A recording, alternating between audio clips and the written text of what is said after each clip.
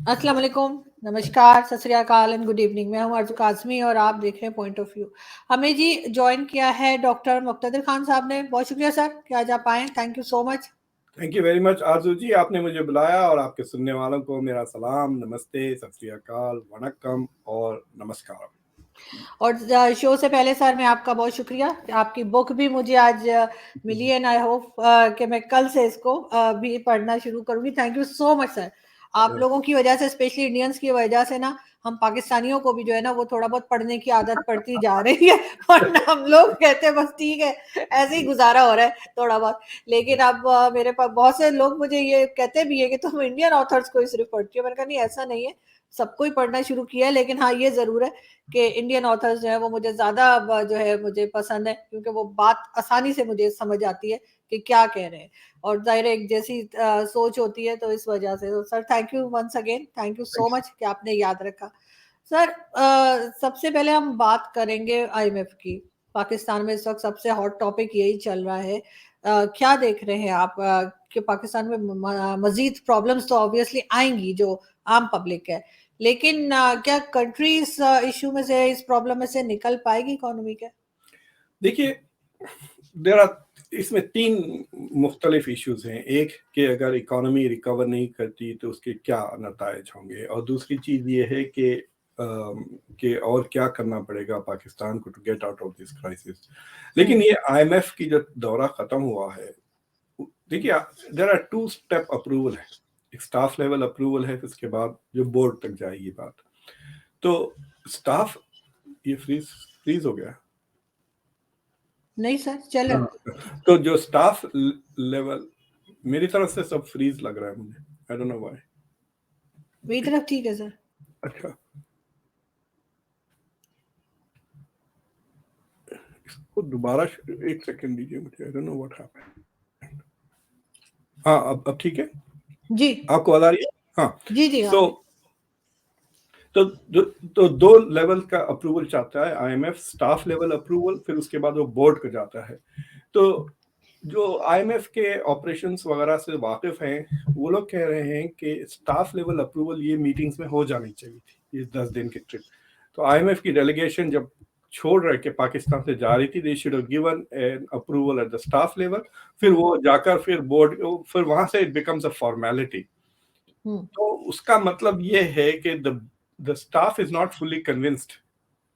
अब किस बात पे वो कन्विंस्ड नहीं है, दैट इज नॉट क्लियर। मैंने आईएमएफ के एक्चुअली रिपोर्ट, आईएमएफ ने जो रिपोर्ट फाइल की है वो भी जाके पढ़ी है अबाउट दिस ट्रिप। तो उसमें भी उन्होंने ऐसी कोई चीज को आइडेंटिफाई नहीं किया जिसके वजह से it explains why they did not give the staff level up. मुझे लगता है कि एक दो ऐसी चीजें खटक रही हैं जिसको लेकर the staff is unwilling to give concessions to Pakistan. वो चाह रहे हैं कि बोर्ड दे दे। अगर बोर्ड में अगर डिसीजन ले लिया जाता है, ओके ऑल राइट फाइन, ये दो चीजें छोड़ दो, बाकी के लेवल पर we will approve the bail out. तो बात इसका मतलब ये है कि it is not a done deal. मैं मिफ्ता इस्माइल साहब को सुन रहा था, वो कह रहे थे कि it's just a formality going forward now.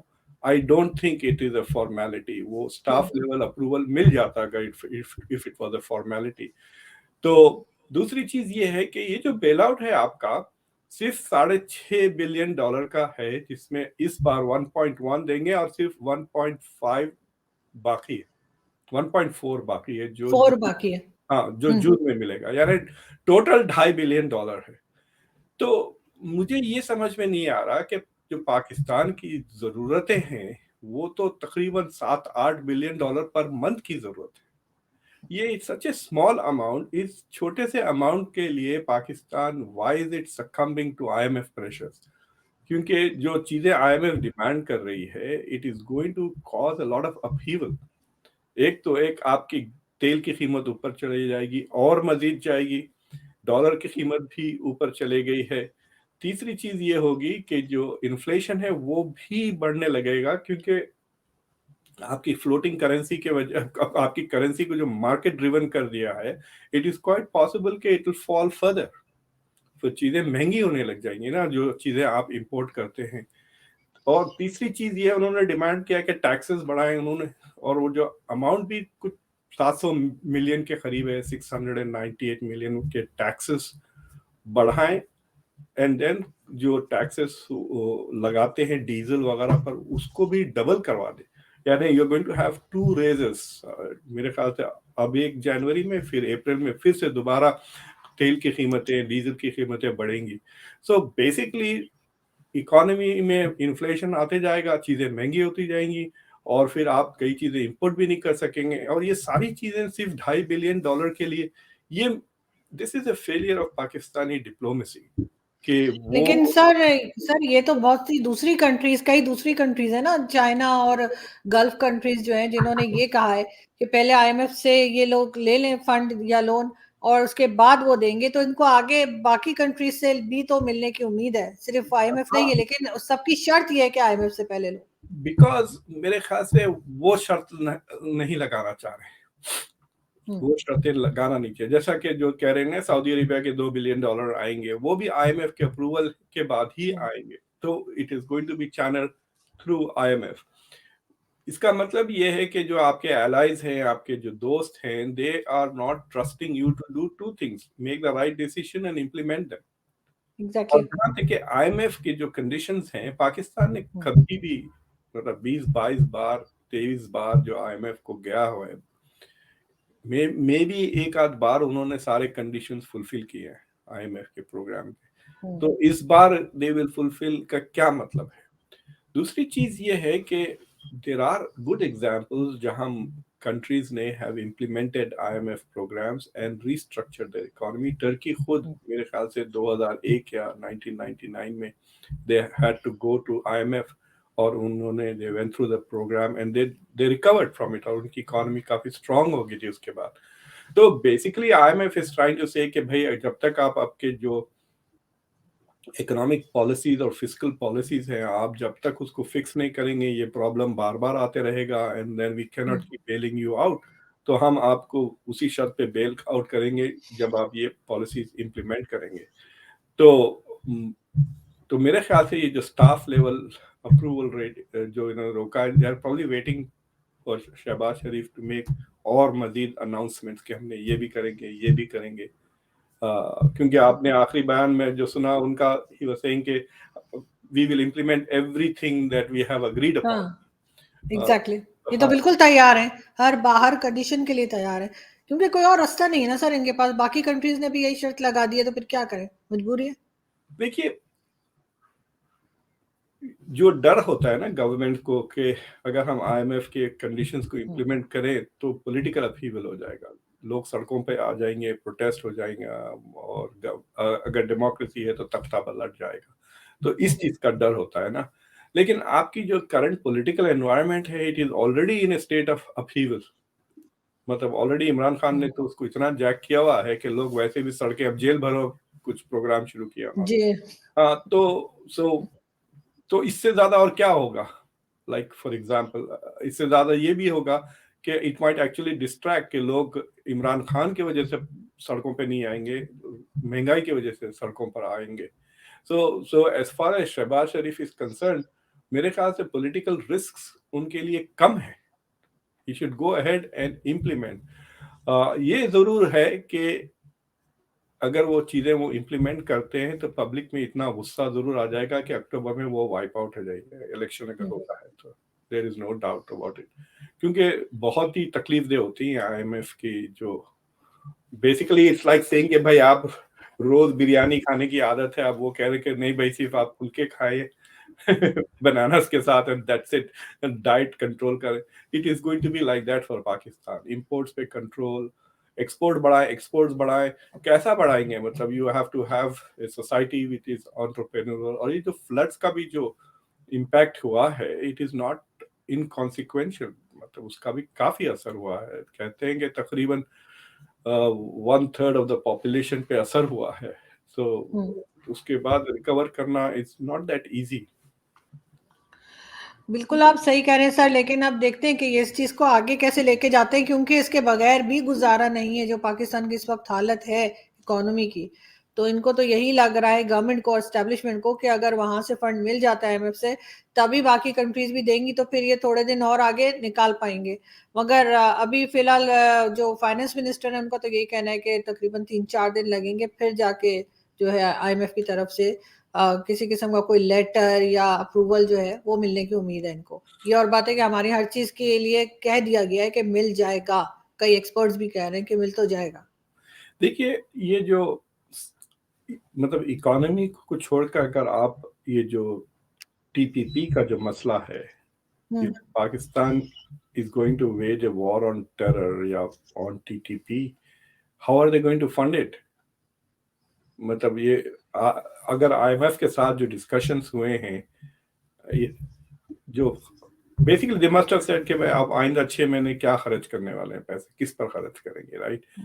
तो जहां फॉरेन एक्सचेंज की जरूरत पड़ेगी, इंपोर्ट्स, तो उस डिस्कशंस में वर्दर डिस्कशन के we might have to spend a few billion dollars in counter terrorism या नहीं, ये मुझे कहीं भी इसका जवाब नहीं मिला कि क्या Pakistan is planning a counter terrorism campaign या they are going to do nothing because they are in a way bankrupt.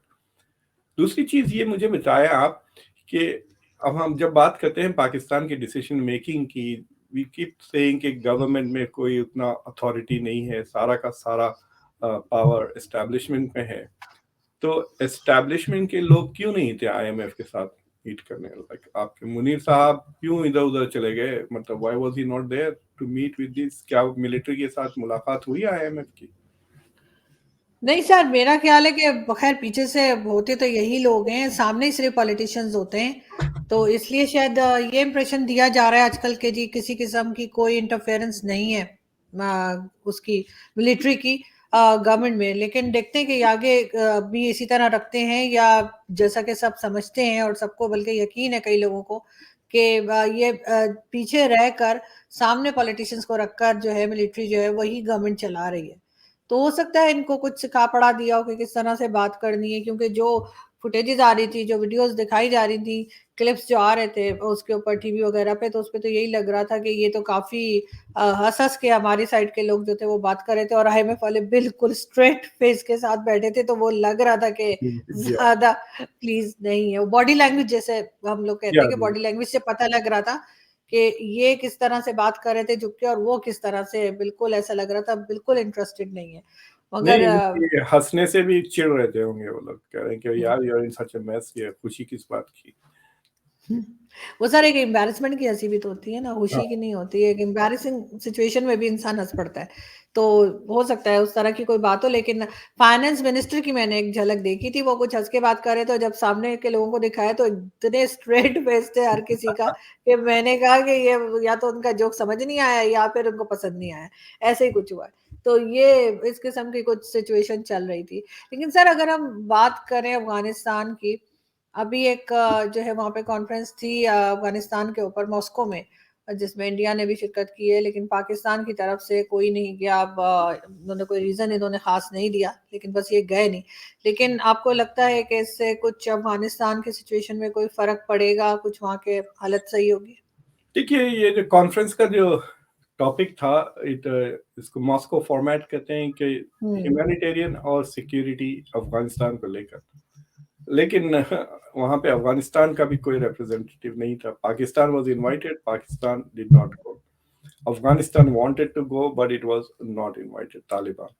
तो it is a very odd diplomatic situation जहां पर आप उस मुल्क के बारे में बात कर रहे हैं जिसके मसाइल है, how to solve its problem, और उनकी खुद की गवर्नमेंट वहां मौजूद नहीं है। इट इज लाइक गैबाना, नमाज नहीं पढ़ाते अपने पास, ऐसा गैबाना ये सर जो यहाँ पे भी हमारे यहाँ कुछ रिलीजियस पार्टीज हैं जो कि इस किस्म की मीटिंग्स करती हैं जिसमें फीमेल्स या खवातीन के राइट्स के बारे में बात होती है, उसमें एक भी औरत नहीं होती। जी हाँ, पिक्चर्स भी आई। हाँ, वो तो काफी कॉमन है। सऊदी अरेबिया में भी एक बार हुआ था वो बाद में उसकी डिफेंस ये होती कि भाई नहीं, जनाना अलग था, तो रिपोर्टर्स ने जनाने के photographs were not allowed to be taken. लेकिन ये जो यहाँ पे अजीत दोवल गए थे इस मीटिंग, जो इंडिया के नेशनल सिक्योरिटी एडवाइजर है, ये 5th मीटिंग है अफगानिस्तान पे, दिस इज 5th राउंड। और नवंबर में इंडिया में हुई थी, याद है आपको, कि सिर्फ सेंट्रल एशिया के नेशनल सिक्योरिटी एडवाइजर थे, यहाँ पे रशिया और इंडिया, चाइना भी प्रेजेंट था। तो इंडिया ने जो स्टेटमेंट्स दिए हैं वहाँ तो काफ़ी क्लियर है, इससे आपको इंडिया की लॉन्ग टर्म पॉलिसी अफगानिस्तान की तरफ क्या है वो साफ ज़ाहिर हो जाती है। उन्होंने कहा कि हमारे ताल्लुकात है अफगान पब्लिक के साथ, हम उसको अबैंडन नहीं करेंगे अफगानिस्तान को। हमने जो ह्यूमैनिटेरियन एड देनी है उन्होंने लंबी सी फहरिस्त दे दी कि हमने ये किया, वो सब हम करेंगे, वीट प्रोवाइड करेंगे वगैरह। लेकिन ऐसा स्पेसिफिक फ्यूचर एड की नहीं दिया उन्होंने कि आइंदा 1 साल में हम ये करेंगे। मिसाल के तौर पर उन्होंने कहा कि हमने ऑलरेडी 3000 स्कॉलरशिप्स दे चुके हैं, 300 लड़कियों के लिए दिए हुए हैं। ये नहीं कहा कि और कितने देंगे in the future, but I am assuming कि they will continue with those 3000 scholarships Afghan students के लिए। तो इंडिया ने एक ह्यूमैनिटेरियन सामने रख दिया कि this is the humanitarian package. फिर उसके बाद सिक्योरिटी के मसलों पे उन्होंने कहा कि Afghanistan has to make sure कि आईसिस और अलकायदा जैसे ऑर्गेनाइजेशंस डू नॉट मतलब बिकम स्ट्रॉन्गर या कंटिन्यू टू ऑपरेट। फिर उन्होंने कहा कि और दूसरे ममालिक अफगानिस्तान को टेररिज्म एक्सपोर्ट करने के लिए इस्तेमाल नहीं करे, और ये इशारा पाकिस्तान की तरफ था कि इस पाकिस्तान इज यूजिंग वो कश्मीरी बेस एलईटी वगैरह का एक्सपेक्टेशंस है कि वो they might move their bases to Afghanistan. तो जो एंटी इंडिया टेररिस्ट ग्रुप्स हैं उनको Pakistan should not use Afghanistan as the base. और एक इंटरेस्टिंग चाइना के को लेकर अजीत डोवल ने कहा कि जो अफगानिस्तान के नेचुरल रिसोर्सेस हैं वो पहले अफगानिस्तान की पब्लिक की बेहतरी के लिए इस्तेमाल किया जाए। तो वो जो चाइना ने is trying to sign up ना, वो ट्रीटीज वगैरह के ऑयल वगैरह नेचुरल रिसोर्सेस जो अफगानिस्तान के आ रहे हैं निकलेंगे, they are trying to buy them, तो उसके तरफ इशारा था। So it was a very interesting discussion. लेकिन मेरे ख्याल से सबसे ज्यादा फोकस इंडिया का इज ऑन इंटेलिजेंस शेयरिंग, कि ये टेररिस्ट ग्रुप्स के बारे में इत्तला मिलते रहे, एक नंबर 1, और नंबर 2 कि उनको जो फाइनेंसेस जा रहे हैं वो कट जाए जितना फाइनेंसेस। आपने रिपोर्ट पढ़ी होगी फोर्ब्स में कि रोज तकरीबन $5 मिलियन कैश में पाकिस्तान से अफगानिस्तान जाता है। जी बिल्कुल। कोल खरीदने के लिए कह रहे हैं, लेकिन अफगानिस्तान ने अब कह दिया कि they will not trade in Pakistan, मतलब पहले करेंसी स्वैप करते थे ना, तो अब वो नहीं करेंगे। मतलब अफगानी तो 3-4 गुना ज्यादा स्ट्रांग हो गई कंपेयर टू पाकिस्तानी डॉलर, तो पाकिस्तानी रुपी, लेकिन वो अब सिर्फ डॉलर में ट्रेड करेंगे, जिसके वजह से आप जैसा कोल वगैरह जो खरीदते हैं अफगानिस्तान से, वो सारी चीजें में भी डॉलर, लेकिन जो डॉलर जा रहे हैं अफगानिस्तान वो आपके ब्लैक मार्केट से खरीद कर जा रहे हैं। So that is also a leak of important foreign exchange, और वो मेरे ख्याल से वो बढ़ेगा ही, क्योंकि अब एक्चुअली क्योंकि अगर बैंक्स भी अगर आपको हाई रेट्स देने लग जाएंगे डॉलर पर, तो शायद पब्लिक में नॉट गो थ्रू ये हवाला वगैरह के थ्रू नहीं जाके, they might decide to go through the banks. अगर बैंक्स के थ्रू जाती है पब्लिक रेमिटेंसेस वगैरह, देन पाकिस्तान के लिए वो बैलेंस ऑफ पेमेंट्स में इट बेनिफिट्स। लेकिन अगर पैसा ब्लैक मार्केट में फिर रहा है, then it does not help. लेकिन सर साथ साथ आपको ये कैसे लगता है कि पाकिस्तान उसमें गया नहीं, जबकि पाकिस्तान तो बहुत ज़्यादा अफगानिस्तान और ख़ासतौर पे तालिबान की गवर्नमेंट के टाइम पे तो बहुत ज़्यादा इन्वॉल्व रहा है। इस बात से तो कोई इनकार कर नहीं सकता। बार बार हमारे यहाँ से लोग जा रहे थे अफगानिस्तान और वहाँ पे उनकी पिक्चर्स भी आ रही थी, उनके साथ खड़े हैं, कभी कावा पी रहे हैं, कभी क्या। लेकिन इस वक्त ना जाके जो है वो पाकिस्तान क्या मैसेज किया दुनिया को? मतलब पाकिस्तान has clearly said कि we understand that we are not part of the solution, we are part of the problem. हम आएंगे तो आप हमारे बारे में बात करेंगे। people will demand off the cuff, जो off the record जो मीटिंग्स होंगी उसमें there will be demand कि पाकिस्तान आप ये क्यों नहीं कर रहे हैं, वो क्यों नहीं कर रहे हैं, क्या कर रहे हैं, so they are not ready to face that music. दूसरी चीज ये है कि मुझे लगता है कि आपके पास अब तो नेशनल सिक्योरिटी एडवाइजर भी नहीं है। तो वो किसको इनविटेशन भी जाते हैं, बिलावल भुट्टो फिर जाते हैं वहां पर, और बिलावल भुट्टो तो अभी जाकर आए ना मॉस्को वो। जी इट इज इंटरेस्टिंग कि वहां जाने के बाद आई एम श्योर कि ये कॉन्फ्रेंस के बारे में तो कोई ना कोई कहा होगा कि will see you again next week, लेकिन फिर उन्होंने ही miss the bus, I think वहां पे होते।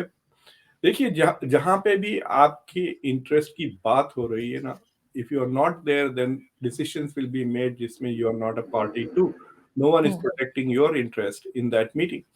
और जहां तक कि ये सेंट्रल एशियन कंट्रीज है, आप देखें इतना इस्लाम इस्लाम करते हैं, but they not really interested in in people to people और इस तरह के ताल्लुकात पाकिस्तान के साथ। उनकी बस ये टेररिज्म का एक सबसे बड़ा इशू है, that is the dominant issue. सारे के सारे countries are Russia facing, China facing या वेस्ट फेसिंग ना, ईस्ट की तरफ वो नहीं देख रहे, सिर्फ इंडिया इज इन्वॉल्व है। तो मुझे लगता है कि इस मीटिंग से जो रियल हार्डकोर चीजें निकलेंगी वो will be on intelligence sharing and blocking finances for terrorism. और ये दोनों चीजों में Pakistan is not a good partner honestly, मतलब। तो बाकी लोग ये कर पाएंगे आपके ख्याल से, जो बाकी कंट्रीज थी उनमें वो इस तरह का कोई पॉलिसी या इस तरह की कोई चीज सामने ला सकते हैं जिससे सब कुछ कंट्रोल हो? So, for example, India can say, "Okay, we have some satellites that we use, and we have some ground human intelligence." अब अगर पता चला कि ताजिकिस्तान के पास भी बंदे हैं, क्योंकि इतने ताजिक होते हैं अफगानिस्तान में, so सेंट्रल एशिया के countries should have lots of human intel inside Afghanistan, जो शायद इंडिया या others cannot have. रशिया भी इसमें इन्वॉल्व है, Russia is also concern about this issue. तो मुझे लगता है कि they can pool together resources, both human Intel और टेक्नोलॉजी रिलेटेड इंटेल टुगेदर, और सब्सिडाइज भी हो जाता ना। एक तो एक क्वालिटी ऑफ इंटेलिजेंस इंप्रूव हो जाती, दूसरी सब्सिडाइज। बिल्कुल। फिर उसके बाद if they need to take action to block some financial transactions वगैरह, तो इतने सारे ग्रुप के लोग हैं, और अगर हर कंट्री थोड़ा थोड़ा बजट भी एलोकेट कर दी ताकि दे क्रिएट सेल्स, मतलब under the national security adviser, एक आईटी सेल और एक intel cell focused only on Afghanistan, तो बाकायदा एक ट्रांसनेशनल, यूं कहिए आप, कॉम्प्लेक्स अलायंस बन जाएगी ना, जो डील करेगी इनके साथ।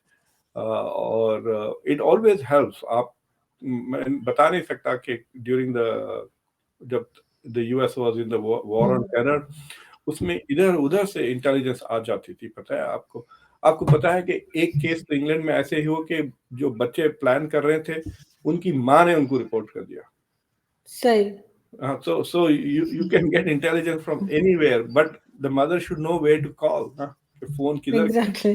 हाँ, तो अगर वो ताजिकिस्तान में देख रही है, there is some group of people वो कर रहे हैं and they are targeting India, so suddenly this intel will immediately go. अगर ताल्लुकात नहीं है उतने करीबी, then you don't even know who to call, समझ रहे ना। बिल्कुल। लेकिन सर मैं तो यही चाहूंगी कि कोई ना कोई इस तरह की जो मीटिंग और कॉन्फ्रेंसेस होती हैं उससे कुछ पॉजिटिव निकल कर आए, और पाकिस्तान उसमें हो या ना हो, लेकिन ये कि अगर हो तो बहुत अच्छा है, लेकिन अगर नहीं भी होता तब भी कुछ ना कुछ इन मीटिंग्स में से और जो है पॉजिटिव निकल कर आए, ताकि थोड़ा सा जो है हम अफगानिस्तान को भी बेहतर तरीके से देख सकें। क्योंकि इस वक्त तो काफी हालत जो है उसकी, जिस तरह से देखा जाता है, बार बार तरह तरह की पाबंदियां लग रही हैं फीमेल्स पे और क्या कुछ हो रहा है, वो सब नहीं होना चाहिए। आई थिंक देखिए, पाकिस्तान के मेरे ख्याल से सारे एडमिनिस्ट्रेशन अब क्राइसिस मोड में है, कि they are trying to manage domestic political crisis और दिस।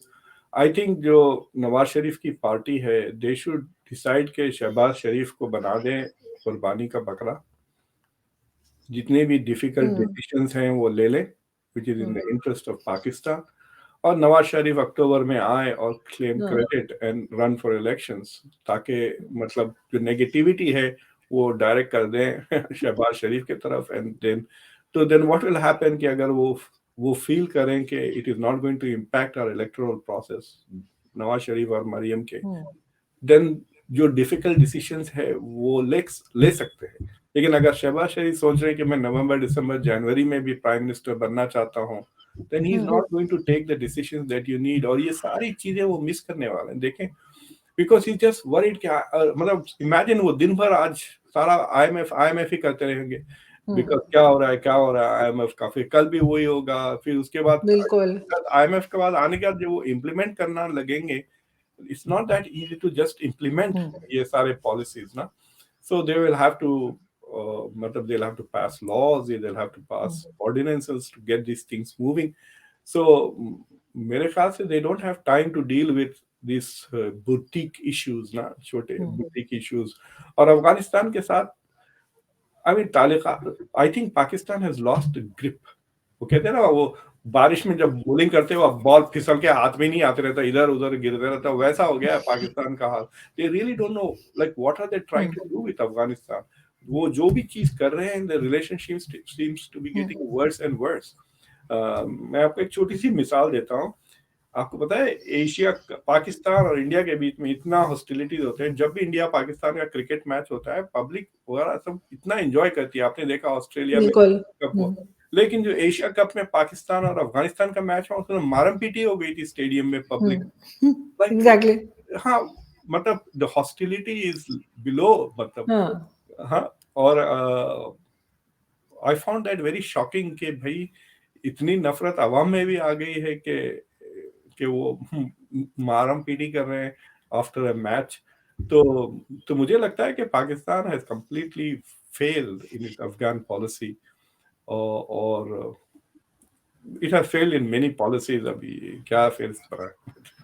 सर कई पॉलिसीज फेल हुई हैं, अफगानिस्तान की पॉलिसी भी उसी में से एक है, लेकिन फिर भी ये देखते हैं कि आगे किस तरह से लेके चलते हैं और क्या कुछ बेहतर करते हैं, क्योंकि अफगानिस्तान की तरफ से भी काफी टेंशन पाकिस्तान को मिल रही है टीटीपी की शक्ल में, और जिसको फेस किया जा रहा है। लेकिन ये कि पहले तो ये कहते थे कि तालिबान की गवर्नमेंट आएगी तो वो टीटीपी को भी कंट्रोल कर लेगी, इनका ये ख्याल था। अब इस वक्त तो तालिबान ने इनकार कर दिया है, वो कहते हैं हम हमें नहीं पता, आप जाने, आपका काम जाने। आपने उसमें से तो निकल गए। आपको याद है कि कई कंट्रीज ने बहुत सारे पैसे प्रॉमिस किए थे जनवरी 9 को जिनीवा कॉन्फ्रेंस के बाद फॉर द फ्लड, जी। राइट? हुँ, तकरीबन 9 से 10 बिलियन डॉलर हुँ, तक। वो बिल्कुल। कहाँ आए गए पैसे? क्योंकि if hmm, they are giving that money to Pakistan hmm, to to deal with the flood related hmm, issues, तो वो डॉलर में अगर आए पाकिस्तान में, then that should solve the balance of payments problem ना, temporarily। बिल्कुल। उसे कोई ट्रैक ही नहीं कर रहा है। मैं ढूंढ के तो हाँ, थक गया। पाकिस्तान की गवर्नमेंट में कहीं भी ऐसी वेबसाइट नहीं है या कोई हुँ, नहीं है जो बिल्कुल। कह सकती है कि कितने पैसे आए हैं रिलीफ के।